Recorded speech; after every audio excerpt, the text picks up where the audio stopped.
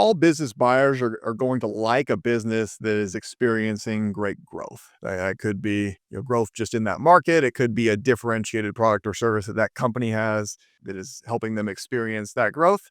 One of the often overlooked elements in growing these businesses is what does the working capital look like within that business? And so, some businesses have what we call a negative working capital necessity, where we receive the cash on the front end before having to deploy it as an expense to deliver that product or service to the end customer.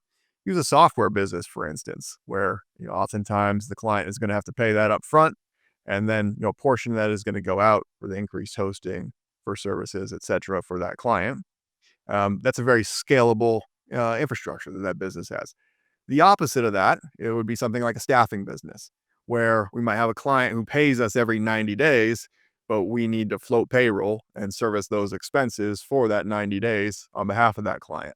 Well, we can't scale that up indefinitely because we don't have infinite cash on the balance sheet to be able to pay the employees every 2 weeks and extend that 90-day receivable to our clients.